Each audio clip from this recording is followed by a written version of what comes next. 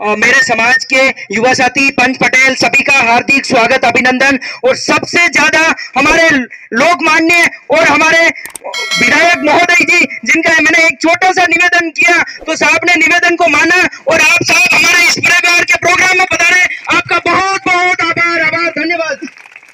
साहब के लिए मैं ज्यादा नहीं बोलूंगा क्योंकि हम साहब को सुनने के लिए आए हैं और साहब को समझ देंगे। और मैं साहब से निवेदन करना चाहता हूं और साहब को बधाई देना चाहता हूं कि हमारा एक छोटा सा निवेदन था माँ बाड़ी का, कब से हम मांग उठा रहे थे और इस बार साहब ने 2022-23 में मांग मानी। और पूरे विधानसभा क्षेत्र में हमारे पूर्व वक्ता ने बताया 21 माँ बाड़ी स्कूल खुला है जिसमें टोटल आदिवासी बच्चे पढ़ते हैं। 21 टीचर नौकरी पे लगे हैं और करीब 42 महिला भोजन सहयोगी के रूप में नौकरी पे लगी है और करीब 600 से ज्यादा स्टूडेंट अभी उस स्कूल में पढ़ रहे हैं, जिनको खाना पीना रोटी सब्जी सारा कुछ मिल रहा है। केवल उसमें बच्चों को भेजने की जरूरत है। लेकिन पता नहीं मेरे समाज को क्या हो गया है। आज से अगर मैं 400 साल पहले की बात करूं तो काफी 18,000 से ज्यादा भीलों ने हमारे इस हल्दी घाटी में बलिदान दिया था। उस समय भील एक हो जाता था, लेकिन आज बच्चियों को नहीं पढ़ा रहा। हमारे साहब चाहते हैं कि हमारी बच्चे पढ़े, स्कूल तक जाए और आगे बढ़े। हमारे कहते हैं कि हमारे समाज राजमन का बहुत पिछड़ा है, बस इसीलिए पिछड़ा है कि हम शिक्षा में बहुत पिछड़े हैं। हम बच्चों को स्कूल नहीं भेजते हैं, लड़कों को स्कूल नहीं भेजते हैं। छोटी छोटी बच्चियां आज हम देखते हैं पिकअप में बैठकर वो मजदूरी करने जाती। क्यों भेजते हो? आधी रोटी कम खाओ लेकिन बच्चों को पढ़ाओ। आपके तो नौकरी नहीं लगती है, नौकरी लगती है बच्चों को पढ़ा कर तो देखो। बस यही हमारे साहब की बड़ी मांग है। साहब ने जो पूरे प्रदेश में जो मांग उठा रहे, साहब हमारे भील आदिवासी समाज की जो मांग उठा रहे, हमारे सोचने की बात है कि इतने विधायक एमएलए हैं हमारे पूरे राजस्थान में जो भील आदिवासी समाज की विधानसभा में मांग नहीं उठाते। एकमात्र हमारे विधानसभा अध्यक्ष है जो हमारे क्षेत्र नाथद्वारा से आते हैं, जो हमारे भील आदिवासियों के लिए सोचते हैं, रात को सोते हैं तभी इनको नींद नहीं आती है कि हमारे राजमंद जिले के पिछड़े क्यों है। हमारे लिए इतनी सरकारी योजना है लेकिन हमारा समाज, बहुत दुख की बात है कि पढ़ा लिखा नहीं है, बहुत भोला है। लोग मानते हैं भील आदिवासी समाज बहुत भोला है, भोला होने की वजह से सरकारी योजनाओं का लाभ नहीं ले पा रहा है। मैं आप युवा साथियों से, मेरे समाज के पंच पटेलों से एक ही निवेदन करता हूं, आज इस मंच से, आज इस जाजम से एक प्रण लेकर जाए कि हम जाएंगे घर पे, बच्चों को कम पढ़ाएंगे, रोटी कम खाएंगे लेकिन बच्चों को पढ़ाएंगे, 12वीं पास कराएंगे। और एक निवेदन करना चाहता हूं, हमारे जो जितने भी युवा साथी यहाँ पधारे पहले तो उनका काफी धन्यवाद।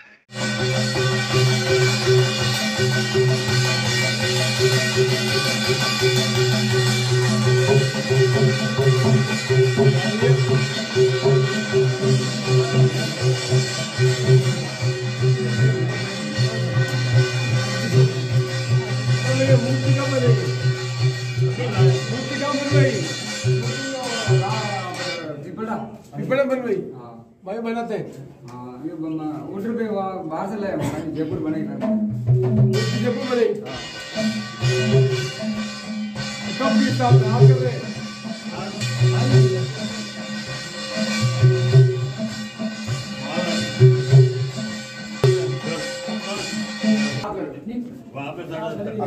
मेरे को चढ़ा नहीं। आप चढ़ाओगे तो अच्छा है साहब। ठीक है।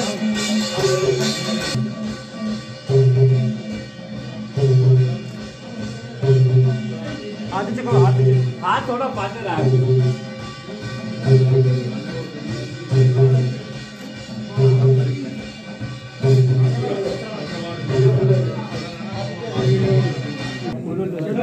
नीचे प्रत्येक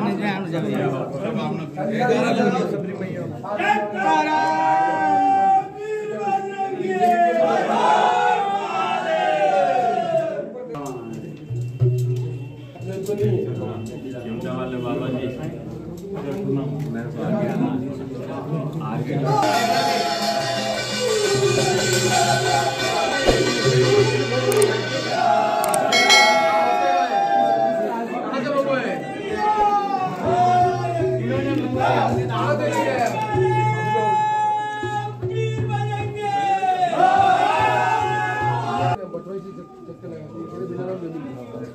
इनको अलॉट करनी है, करना, कितनी जमीन चाहिए आप लोग, कितनी है यहाँ पर? तेरा नाम कितनी है? समाज। मेरे पिताजी भी प्राइमरी स्कूल में मास्टर, 5वीं क्लास में पढ़ाते मास्टर। हम 6 भाई हैं और मेरे पिताजी ने मुझे पढ़ाया, पढ़ने का मुझे समय दिया, मुझे उन्होंने आगे बढ़ाया। तो मैं नाथद्वारा में पढ़ा, नाथद्वारा में पढ़ने के बाद उदयपुर पढ़ने गया, उदयपुर पढ़ने के बाद मैं नेतागिरी करने लग गया। तो नेतागिरी करते करते मुझे एमएलए का टिकट मिल गया। मैंने बहुत नजदीक से तकलीफ को देखा और समझा। तो मैंने पहले समझा कि सबसे मोटा काम, चाहे आदिवासी समाज हो चाहे कोई भी समाज, सबसे मोटा काम है समाज को यदि आगे बढ़ाना है तो शिक्षा होना जरूरी है। तो मैंने सबसे पहले काम किया कि अपने इलाके में शिक्षा का काम करें। तो 1998 में मैं तीसरी बार एमएलए बना। तब जब तीसरी बार एमएलए बना तब अपने नाथद्वारा विधानसभा क्षेत्र की एक भी भागल ऐसी नहीं है जहां मैंने राजीव वहां पढ़ने का काम करे। 5वीं तक वहां पढ़ लेगा तो 8वीं तक पंचायत मुख्यालय में पढ़ने आ जाएगा। उसमें से कुछ होशियार होगा तो 10वीं पढ़ने का काम कर जाएगा। ये काम मैंने किया 1998 में, 2000 में जाके देखा। फिर मैं चुनाव मंत्री था उस समय। हर जगह स्कूल बनाई, राजीव गांधी पाठशाला। ऐसी कोई नहीं कि स्कूल नहीं खोली, स्कूल की बिल्डिंग भी बनवाई। हर जगह आज ऐसा कोई भी पागल नहीं है जो आदिवासी रहता है वहां राजीव गांधी पाठशाला की पक्की बिल्डिंग नहीं है। उनके मकान कच्चे होंगे पर राजीव गांधी पाठशाला की पक्की बिल्डिंग वहां पर है। वहां पर मैंने हैंडपंप खुदवाया, वहां पर आने जाने के लिए गाड़ी जा सके।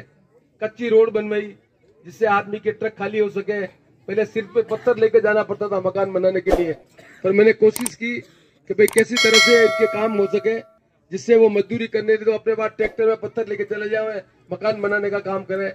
अभी कोई एक आधी भागल